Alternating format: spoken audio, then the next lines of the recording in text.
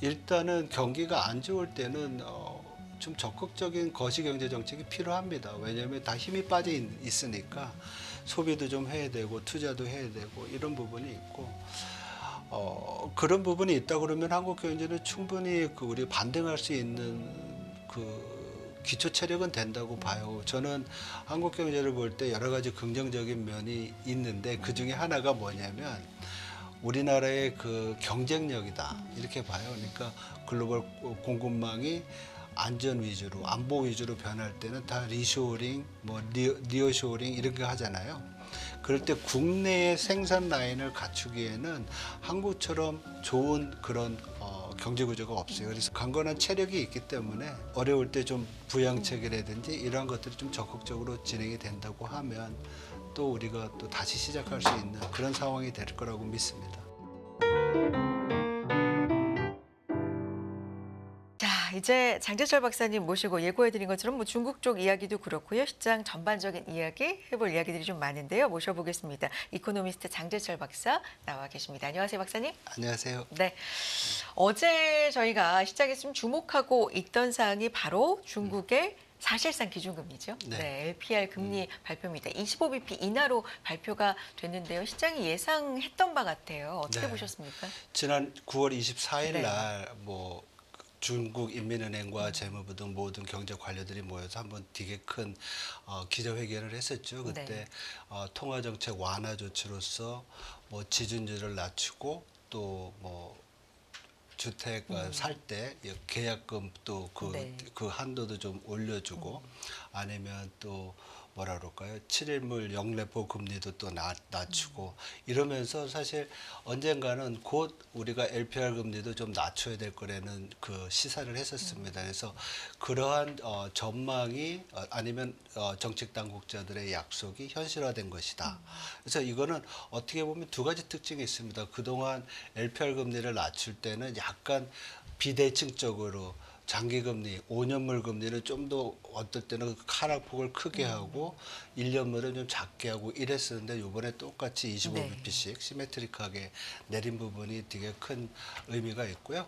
그만큼 이제 시장에 큰 영향을 주기 위한 큰 폭을 유동성을 더 푼다. 그렇죠. 이런 금리를 의미. 낮추고 낮은 금리로 대출을 할 수 있게 하는 그런 부분이 있고 두 번째로는 올해 들어서 몇 번의 금리 인하가 있긴 있었습니다. PBOC에서. 그렇지만 정작 시장에서 요구했던 것들은 금리의 어떤 이런 큰 폭 인하뿐만 아니라 재정 정책이라든지 아니면 경기 부양을 위한 조치들이 나오기를 기다렸었는데 사실 9월 중순부터 계속 연달아서 지금 나오고 있지 않습니까? 이럴 와중에서 9월 24일 날 선제적으로 우리는 나중에는 이제 LPR 금리도 낮출 것이고 더 중요한 거는 포드 가이던스처럼 해서 지급 준비율 있지 않습니까? 이것도 추가적으로 25에서 50bp 내린다는 얘기를 9월 24일 날 했었습니다. 네. 그래서 이러한 부분도 우리가 연말까지 좀 생각해 볼 수 있는 그런 상황이라서 지금 시장과 아니면 또 이코노미스트들이 다 기대하는 중국의 경기 부양책들은 아마도 계속 연달아서 나오지 않을까 이렇게 지금 보고 있습니다. 그리고 더 이제 구체적으로 보면 2025년이 돼도 사실 중국 경제의 성장률 자체에 대한 전망이 그렇게 밝지는 않습니다. 그리고 이러한 모든 것들이 반영된 것이 지금의 과감하고 대규모의 어떤 경기 부양에 대한 기대와 또 연결돼 있는 거거든요. 그래서 통화 정책 자체로 놓고 본다고 그러면 내년도에도 추가적인 금리 인하가 좀 있어야 될 것 같고요. 또 지준율 인하 같은 것도 있지 않을까 이렇게 봅니다. 이번 달 말에 전인대까지도 이제 구체적인 내용들이 어떻게 나올까 시장은 좀 그런 기대도 있는 것 같은데요. 네, 맞습니다. 네. 지금 이번 전인대회에서 네. 기대하는 것은 그동안 얘기했던 중국 경제의 어떻게 보면 구조적인 문제에 의한 디플레이션 우려가 컸었잖아요. 사실 공급 쪽에서는 공급은 되고 있는데 수요가 작아서 초과 공급 상태가 되니까 물가가 빠지는 거거든요. 소비자 물가 상승률도 지난달에 0.4% 증가에 불과했습니다. 그래서 이러한 부분을 해결하기 위해서는 궁극적으로 소비를 진작시키고 또 투자를 또 크게 할 수 있는 내수가 부양이 돼야 되는데 그동안 재정 정책의 어떤 방향성은 나왔는데 구체적으로 어떤 규모로 얼마만큼 풀을까에 대한 얘기는 없었어요. 그래서 그걸 이번 10월달 그 전인대회에서 좀 구체적으로 알 수 있지 않을까 이렇게 보고, 더 중요한 것은 지금 그 재무장관이 10월 17일인가요? 그때 얘기했었는데 내년도 정도 되면 재정 규율, 재정 적자가 GDP의 3% 정도를 이제 유지하려고 노력을 하는데 사실 그렇지 못했어요. 2015년부터 계속 재정 적자가 3%를 넘었었거든요. 이러한 부분을 좀 넘어서는, 네. 그리고 경기 부양을 위해서 과감한 재정 지출을 할 계획이다, 이런 이제 의도가 있다라는 것을 시사했습니다. 그래서 시장에서는 적어도 2에서 3조 위안 정도의 추가적인 경기 부양책이 있지 않을까 이렇게 얘기도 하고 있죠. 네. 3분기 GDP가 발표가 됐잖아요. 네. 박사님, 4.6% 상승 증가로 발표가 됐는데 예상치 4.5%는 상회를 했는데 그래도 1분기 5.3%, 2분기 4.7%도 하회를 했고 일단 목표치 자체가 5%니까 네. 이렇게 가다가 달성을 할까? 뭐 이런 부분에 상당히 뭐 조급함, 물음표 이런 것도 좀 있는 것 같아요. 4.6% 어떻게 평가하십니까?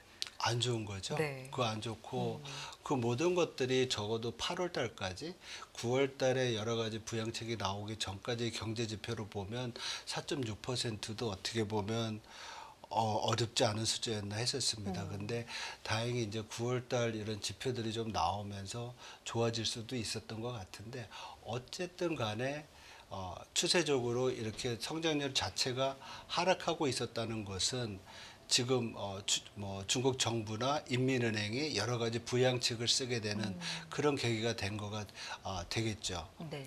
그래서 9월 달에 부양책들이 조금 나오고 난 다음에 9월 달에 지표들은 좀 많이 개선이 됐습니다. 산업 생산도 좋아졌고요.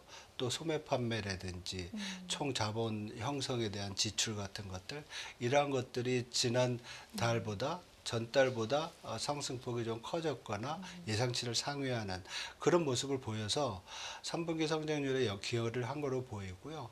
더 중요한 것은 이제 4분기죠. 4분기가 소위 말해서 지난 9월 달에 나왔던 통화 정책과 아니면 시장 안정 조치들, 그리고 일부 소규모의 재정 정책들이 영향을 미치면서 4분기 경제 성장률을 올려주지 않을까 이렇게 이제 생각을 하는데요. 네. 골드만삭스 같은 경우에는 그러한 정책들이 당초 4분기 경제 성장률이 4.6%에서 5.1%로 올라갈 것이다. 네. 그렇게 이제 상향 조정을 네. 하면서 올해 경제 성장률을 4.7에서 4.9%로 상향 조정했습니다. 그래서 경기 부양에 대한 좀 기대는 있고요. 더 나아가서 내년도에 이제 아까 말씀드렸지만 좀 구체적이고 또 뭐라 그럴까요? 좀 과감한 정책에 우리가 방향을 알 수 있는 게 연말에 있을 그 중앙 경제 공작회 있지 네. 않습니까? 내년도 경제 전망과 또 경제 정책들을 소개하는 그런 회의라고 볼 수 있는데, 그때 이제 구체적인 어떤 재정 정책들의 규모가 나오면 여태까지 나온 정책만으로도 골드만삭스는 경제 성장률이 내년에 0.4%포인트 올라갈 것이다, 이렇게 보고 있는 것 같아요. 그래서 당초 전망했던 것이 4.3%였는데 4.7%로 상향 조정을 했죠. 근데 이 모든 것들이 사실은 아직까지는 잠정적인 거라고 볼 수 있을 것 같아요. 왜냐하면 앞에서도 이제 뭐 계속 얘기가 네네. 나왔었지만은 미국 대선 결과가 어떻게 나오느냐, 그리고 누가 대통령이 되냐에 따라서 대중국 경제 정책이 크게 변할 수 있거든요. 그래서 중국에 대해서 굉장히 좀 강한 그런 무역이라든지 기술적 어떤 제재를 강화하는 후보자가 당선이 될 경우에는 중국 정부가 지금 우리가 생각하고 있는 것보다 더 과감한 그런 재정 정책을 써야 되지 않을까 이렇게 생각을 하고요. 그리고 얼마 전에 중국 재정부 산하의 국책연구소의 네. 소장이 그런 얘기도 했습니다. 그 글로벌 금융위기나 아니면 코로나 위기 때 약 4조에서 아니면 3.6조 정도의 경기 부양책을 썼었는데, 그 정도면 당시 글로벌 금융위기 같으면 4조면은 GDP의 뭐 한 13% 정도 되거든요.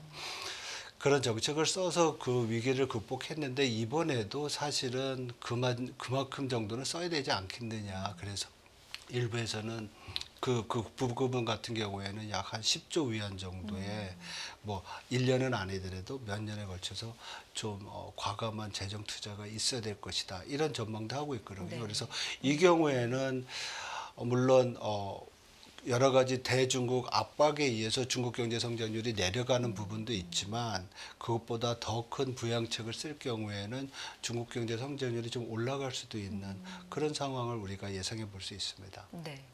조금 전에 나왔던 이 중국 경제 성장률 그 자료 화면을 다시 한번 봤으면 좋겠는데 사실 어떻게든지 5%를 좀 지켜보겠다. 네. 물론 5% 미치지 못했을 때도 뭐 상당히 많이 보입니다. 4.7, 4.6 최근에도 뭐 그렇고요. 그렇지만 어쨌든 5%는 가까스로 좀 지켜보겠다. 이런 의지가 좀 보이는 것 같은데 어떠세요? 이번에 연달아 나오고 있는 부양책으로 좀 희망이 보인다.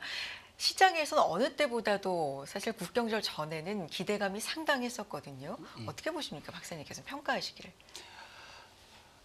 좀 어려운 질문입니다. 네. 왜냐하면 5% 달성은 중국 정부가 소위 말해서 재정 건전성이나 재정에 대한 규약을 좀 벗어나면서 충분히 재정 지출을 통해서 달성을 할 수 있습니다. 왜냐하면 지금 뭐 올해 성장률 4.7% 아니면 4.9% 보니까 추가적인 부양책이 있으면 있겠지만 문제는 중국 정부가 계속 5% 정도의 경제 성장률을 계속해서 유지할 수 있겠느냐. 그거에는 좀 많은 네. 뭐라 그럴까? 질문이 있을 것 같아요. 왜냐하면 중국 경제 내부에 그 세 가지의 도전이라고 하는 게 있는데 네.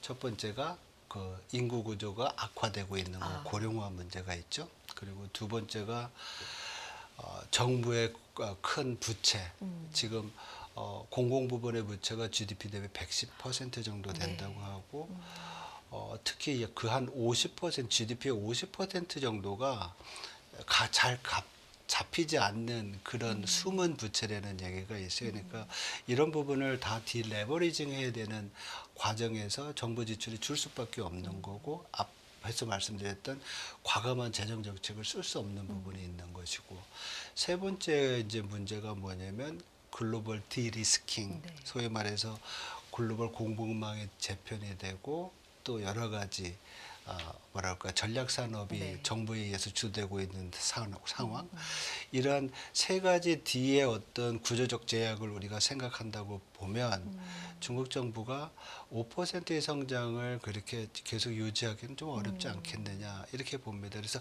단기적으로는 이번 미국 대선 결과에 따라서 부양 규모가 크게 결정될 경우에는 5%도 가능하다 이렇게 볼 수 있습니다. 그렇지만 그게 앞에서 말씀드렸던 구조적인 요인들 그리고 중국 또 아니면 글로벌한 어떤 경제 환경을 봤을 때 지속할 수 있겠느냐. 그래서 우리나라도 사실은 경제 성장률이 나중 표에서도 보겠지만 7%대에서 지금 2%대 네. 초반으로 내려왔잖아요. 그래서 중국 경제 성장률도 점진적으로 하락하는 것이 맞지 않나 이렇게 전망하고 있습니다.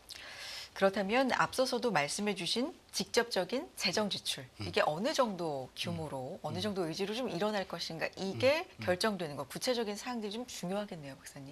예, 그게 이제 네. 말씀드린 대로 이제 12월 달에 그 모양을 우리가 알 수 있을 네. 건데 지금 시장에서는 2에서 3조 정도 얘기하거든요. 지금 약 한 1.6조 위안 정도의 세수 펑크가 나고 있고 또 은행 자본 조정 은행이 건전해지만 또 정부가 국채를 발행하면 그걸 사줄 수 있잖아요. 그래서 그런 부분들이 다 포함이 되면 적어도 2조 위안 정도는 필요하고요. 플러스 알파로서 1조 위안 정도 더 생각을 하고 있는 것 같아요. 그래야지만 말씀드렸던 저 재정 규율을 지키면서라도 어떻게 부양을 해볼까 이런 생각을 하는데 말씀드렸듯이 그렇게 해서 과연 5% 달성하겠느냐 그렇지 못할 거라는 전망이 크죠. 그래서 다 감안해도 12월 달에 추가적인 경기 부양책이 없다고 하면 내년도 경제 성장률 4.7%가 될 가능성이 많다. 이렇게 되는 거죠. 네. 이 모든 것에 사실 중국 경제에서 가장 중요하다. 뭐 여러 가지가 있겠습니다만 부동산 얘기를 또 안 할 수가 없잖아요. 일부 들어오는 보도와 뭐 화면을 보면 정말 뭐 10년 동안 천문학적인 돈이 들어간 공사가 그대로 멈춰 있는 건물들이 굉장히 좀 많고 뭐 이런 현재 상황들을 또 보는 영상들도 볼 수가 있는데 부양책으로 이런 부동산의 근본적인 문제까지 좀 해결할 수 있는지 이런 부분에는 또 물음표가 달립니다. 어떻게 사실 보세요? 지방 정부에 네. 대한 특별 채권이라든지 이러한 것들이 부동산을 뭐 산다든지 아니면 또 그걸 어떻게 보면은 뭐 매입해서 다시 할 수 있는 그런 여건들을 만들어 주는 거거든요. 근데 이런 부분들이 지금 중국 정부의 아니면 중국 경제의 전반적인 부동산 시장에 아니면 부동산 경기를 다시 옛날 같이 활성화시킬 수 있느냐 그러기에는 어렵지 않나 이렇게 좀 생각이 됩니다. 그래서 그런 부분까지 다 하려면 재정적인 부담이 너무 커서 일단은 일선 도시나 아니면 일부 지역에서 거래를 활성화시키면서 추가적인 가격 하락이라든지 추가적인 어떤 침체를 막는 것을 좀 우선시하고 그 다음에 경기가 살아나면 추가적으로 그런 어떤 부실을 완화시킬 수 있는 조치들을 쓰지 않을까 이렇게 생각을 하는데요. 우리 한국도 마찬가지지 않습니까? 지금 부동산 PEF 문제 있고 이런데 이것을 직접적으로 재정을 투입해서 하기에는 상당히 부담스럽고 또 뭐 형평성도 안 맞는 부분도 있고 그래서 각 비슷한 그런 문제들이 있는 것 같습니다. 네. 네. 중국의 부양책, 중국만의 문제가 아니라 이제 글로벌 음. 경제에 미치는 영향이 워낙에 좀 크니까요. 어떻게 보십니까? 중국의 부양책은 필요하고요. 네. 왜냐하면 중국 경제가 지금 세계 경제에서 차지하고 있는 게 약 한 19%, 20% 정도 되잖아요. 중국 경제가 성장을 어떻게 보면 원상복구를 해야지만 소위 말해서 신흥시장의 경제 성장률이 올라갈 것이고 글로벌 경제도 좋아질 수 있는 그런 여건이 됩니다. 그래서 모든 나라들이 경기가 부진할 때 부양책을 써서 경기를 정상화하는 과정이 필요한데 중국은 그걸 좀 늦게 하는 상황이라고 보면 될 것 같고요. 근데 늦게 하는데도 여러 가지 이유가 있을 것 같습니다. 우리도 뭐 금리를 내리거나 뭐 할 때 이유가 많잖아요. 근데 중국 같은 경우에는 소위 말해서 앞에서 말씀드렸던 세 가지의 그런 어떤 구조적 문제 더하기 미국과의 관계에서 어떤 정책이 나올지에 대한 대비에 대한 불확실성 이런 것들 때문에 정책적 스탠스를 잡기가 올해 상당히 어려웠던 것 같아요. 그래서 이제 늦게 나오는 부분이 있는데 제가 볼 때는 중국 경제 성장은 글로벌 경제를 위해서도 반드시 필요하고요. 예를 들면 중국 경제가 1% 성장을 1%포인트 높아지면 성장률이 우리나라 경제 성장률이 0.15에서 0.2%포인트 올라갑니다. 그리고 말씀드렸듯이 중국 경제가 세계 GDP에서 20%를 차지하니까 중국 경제가 1% 성장하면 세계 성장률은 또 0.2%포인트 올라가요. 그러니까 그것이 이제 숫자로서만 말씀드리는 게 아니라 그 정도 올라가기 위해서는 중국과 교역을 하고 있는 여러 나라들의 경제도 같이 좋아질 수 있다는 거죠. 그래서 상당히 이제 필요한 그런 상황이라고 볼 수 있죠. 네. 우리나라하고도 뭐 경제 연관성에 있어서 때려야 뗄 수는 없는데 한국 얘기 좀 이어가 보겠습니다. 우리나라 잠재 성장률이 2년 연속 미국에 뒤처졌다. 네, 이런 기록이 나왔습니다. 사실 우리나라 잠재 성장률 미국보다 낮아질 거다 이런 예상은 좀 나왔었는데 이 시점이 좀 앞당겨진 건가 봐요, 박사님 분석 부탁드려요. 많이 앞당겨졌죠. 네. 그 이유는 이제 소위 말해서 이제 한국에서의 내수 부진이 컸었고 또한 인구 고령화로 인한 인구 구조가 생각보다 되게 빨리 이제 악화됐던 부분들이 있습니다. 그래서 성장률 자체가 이제 떨어지는 거는 앞에서 말씀드렸듯이 경기가 숙성하게 되면 이제 성장률이 둔화는 되는데 사실 한국 경제가 뭐 인당 소득이 3만 달러다, 4만 달러다, 뭐 그 중간을 왔다 갔다 하지만 아직까지 선진국이라고 하기에는 우리 인프라라든지 국부가 부족하다는 생각을 많이 하고 있거든요. 그래서 우리가 성장률에 뭐 이렇게 목매고 연연해야 하는 것은 더 충분한 어떤 국부를 쌓기 위한 하나의 과정이고 이것이 이제 우리 후대를 위해서 필요한 준비라고 생각을 하는데 성장세가 이렇게 약화가 되니까 우려가 큰 거죠. 그래서 이 표를 보면 그 한국의 그 경제 성장률과 요소별 성장 기여도라는 표가 있는데요. 네. 이걸 보면 90년대 91년부터 2000년까지 우리 경제 성장률이 7%대였어요. 근데 20년 만에 3%, 2.9%로 떨어지죠. 여기서 가장 큰 영향을 미친 게 이제 노동, 그리고 자본, 총요소 생산성. 이게 다 아주 효과적으로, 효율적으로 결합을 해야지만 경제 성장을 이루는데 우리가 이런 요소 성장, 요소별에서의 성장 기여도가 다 떨어졌어요. 아, 그러니까 노동은 인구가 줄면서 네. 아니면 고령화의 이슈로 자본은 투자가 부진해지니까 소위 말해서 투자는 새로운 자본을 축적하게 해주잖아요. 근데 그 새로운 투자가 줄어드니까 자본에 대한 성장 기여도 떨어지고 요소 생산성은 어떻게 보면 기술이라든지 제도라든지 여러 가지 이런 노동과 자본 이외의 다른 그런 생산에 필요한 것들인데 이것도 떨어진다는 얘기는 경제 구조가 비효율적으로 가고 있다. 아니면 투자가 기술 투자가 좀 덜 되고 있다. 이런 얘기거든요. 근데 이 총 요소 생산성은 빼놓더라도 우리가 지금 2030년, 40년, 50년 전망을 해보면 말씀드렸던 노동에 있어서 인구 감소로 인해서 노동의 성장 기여도가 마이너스로 되는 거예요. 그래서 이 부분을 우리가 이제 저출산, 뭐 고령화 네. 대책을 많이 세우고 그렇죠. 많은 자원을 이제 투입하게 된 이유인데 이런 상황보다도 그 미국을 보면 되게 재밌어요. 이 표를 보면 미국 같은 경우에는 2020년과 2025년을 비교해 보면 생산 가능 인구가 미국은 늘어나요. 약 한 30년 사이에 한 900만 명, 1000만 명이 늘어나는데 우리나라는 1300만 명이 줄어요. 네.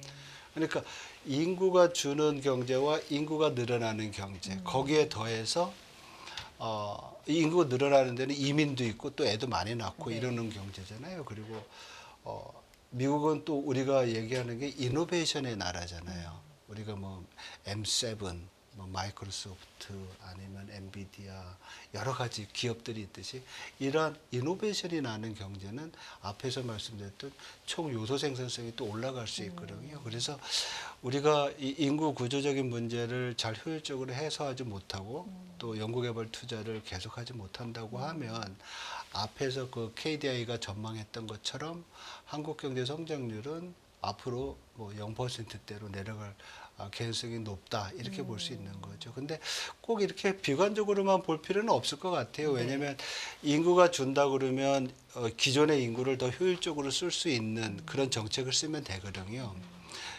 최근에 이제 정년을 연장시키면서 고령 인구를 활용한다든지, 이슈가 되고 있죠. 예, 네. 노동 참여율을 더 네. 높인다든지, 그리고 또 해외로부터 직접 투자를 많이 받을 수 있도록 또 제도를 바꾼다든지 그래서 여러 가지 요인들을 감안한다고 하면 성장률의 아주 빠른 둔화를 우리가 막을 수 있다 이렇게 볼 수 있는 거죠. 생산 가능 인구 면에서도 좀 격차가 있고 AI 같은 혁신 기술을 통한 생산성도 네. 미국이 앞서 나가고 뭐 이런 면에서 여러 가지로 좀 격차가 벌어지는 것 같은데 잠재 성장률뿐만 아니라 실제 경제 성적도 좀 미국보다 낮잖아요. 네. 이런 현상에 대해서도 마찬가지로 진단하십니까? 그리고 언제 어떤 부분이 좀 이걸 타개할 수 있는 결정적인 요소가 될까 이런 것도 좀 궁금해지고요.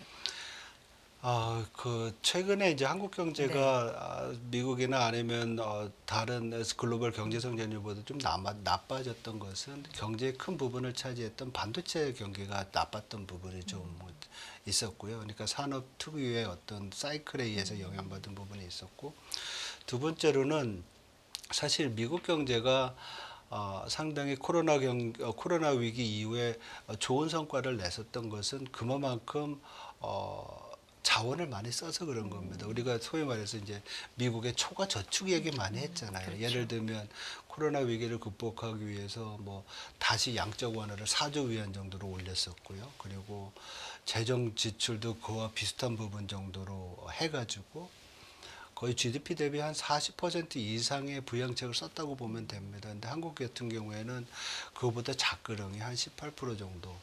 그러니까 부양 정책에 의해서 드라이브된 그런 성장의 모습이 좀 있었고요. 이것이 어떻게 보면 우리나라의 그 소비자 물가 상승률은 최대 6%였나요? 그리고 미국은 9%대였고 9%까지 그만큼 네. 수요가 중국 같은 경우에 더 폭발적으로 늘어났던 게 경기 부양에 의한 효과가 한동안 지속이 됐기 때문에 높은 수준을 유지했던 부분이 있었고요.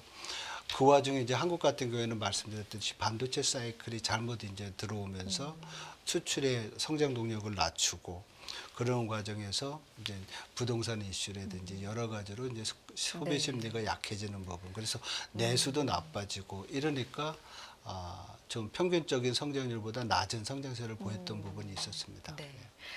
올해 한국의 그래서 경제 성장률이 대략적으로 여러 기관에서 예측하는 것을 모아보면 한 2.5% 정도로 수렴하고 있는 것 같아요. 그런데 한국은행은 수정 전망을 통해서 또 2.4%로 낮춘 바가 있거든요. 네. 2.5%, 2.4% 진단 좀 부탁드릴게요. 지금 마켓에서의 컨센서스는 2.4 정도 되는 네. 것 같아요. 근데 2.4%의 하방 리스크가 좀 있다라는 평가도 있었고요. 한국은행에서. 그래서 그 부분은 아마도 계속 말씀드렸던 최근에 그 경기 동행지수 순환 변동치, 우리 경제 상황이 네. 뭐 6개월, 7개월째 계속 나빠지고 있는 상황, 이걸 반영한 것 같고요. 특히 이제 소비도 생각보다 안 좋고, 그리고 건설 투자는 계속 부진한 가운데서 제가 볼 땐 설비 투자도 그렇게 우리가 기대하지 못할 것 같은 생각이 들어요. 왜냐하면 반도체가 지금 좀 주춤하고 있잖아요. 그리고 내수 경기도 안 좋고 그렇다 그러면 설비 투자도 뭐 부진하거나 아니면 증가폭이 좀 작을 가능성이 있고요. 그리고 더 우리가 시계를 넓혀서 내년도까지 본다고 하면 과연 올해 2.4, 뭐 2.3%의 성장률이 내년에 유지될 수 있겠느냐? 못 그럴 것 같아요. 성장률은 더 내려와야 되는 상황이다. 왜? 뭐 물가도 안정이 되고 금리도 내려오면 소비 더 할 수 있는데 그런 상황 아니냐. 근데 우리 한국 경제는 소비가 반이고 수출이 반이거든요. 성장 엔진이 두 개인데 내년도에 이 수출의 성장 기여도가 떨어질 거로 보여요. 수출 증가율이 좀 둔화되면서. 그래서 소비가 좀 올라와도 이 수출 부분에서 낮아지고 그리고 내년도 예산 보면 정부 지출에 또 그렇게 증가세가 둔화되잖아요. 그래서 정부의 성장 기여도도 떨어지고 그리고 내년에도 계속 부동산 부분, 건설 부분은 또 부진할 거로 예상이 되고 있고 이러한 것들을 다 종합하면 글로벌 경제 성장률 IMF가 전망하는 건 이제 곧 새 전망이 나오겠지만 내년에 좀 올라가거든요. 그럼에도 불구하고 우리나라 경제 성장률은 올해보다 내년이 좀 낮아질 그럴 가능성이 크다 이렇게 볼 수 있습니다. 박사님 오늘 전반적으로 한국 경제에 대해서는 좀 어둡다. 네, 이런 박사님 말씀 들어보면 네. 그런 인상을 많이 받았는데 네. 네. 기회 요인은 없습니까? 기회 요인은 망설이시네요. 네. 기회 요인은 사실은 일단은 경기가 안 좋을 때는 좀 적극적인 거시경제 정책이 필요합니다. 왜냐하면 다 힘이 빠져 있으니까 소비도 좀 해야 되고 투자도 해야 되고 이런 부분이 있고 그런 부분이 있다 그러면 한국 경제는 충분히 우리 반등할 수 있는 그 기초 체력은 된다고 봐요. 저는 한국 경제를 볼 때 여러 가지 긍정적인 면이 있는데 그 중에 하나가 뭐냐면 우리나라의 그 경쟁력이다 이렇게 봐요. 그러니까 우리나라 주력 수출 품목들이 뭐 15개, 20개가 있잖아요. 이걸 보면 우리는 1980년도부터 새로운 품목들이 계속 들어옵니다. 계속 뭐 옛날에는 반도체 이런 거에서 조선 들어오고 자동차 들어왔다가 디스플레이, 휴대폰, 거기다 뭐 요즘에는 뭐 화장품과 바이오까지 쭉 들어오는데 그 주력 수출 상품들이 글로벌 시장에서 마켓 시어를 그렇게 많이 안 잃어버려요. 그러니까 예를 들면 조선 같은 경우가 한때는 우리 굉장히 어려웠었잖아요. 그래서 네. 조선을 우리가 포기할까 이런 얘기도 했었지만 조선 끝까지 가져가거든요. 그런 산업들이 되게 많아요. 뭐 반도체도 마찬가지가 될 것 같은데 이러한 부분들은 앞에서 말씀드렸던 글로벌 디리스킹 이런 그 환경하에서 아니면 신냉전 체제에서 글로벌 공급망이 안전 위주로 안보 위주로 변할 때는 다 리쇼어링, 뭐 니어쇼어링 이런 거 하잖아요. 그럴 때 국내의 생산 라인을 갖추기에는 한국처럼 좋은 그런 경제 구조가 없어요. 그래서 이게 잘 나타나는 게 방산입니다. 네. 방산 같은 경우에는 수만 개의 품목이 필요한데 대부분을 한국 내에서 아주 좋게 좋은 품질로 만들어내니까 잘 수출할 수 있는 거거든요. 그리고 빠른 시간 내에. 그래서 이러한 부분 건강한 아주 강건한 체력이 있기 때문에 좀 어려울 때 좀 부양책이라든지 이러한 것들이 좀 적극적으로 진행이 된다고 하면 또 우리가 또 다시 시작할 수 있는 그런 상황이 될 거라고 믿습니다. 알겠습니다.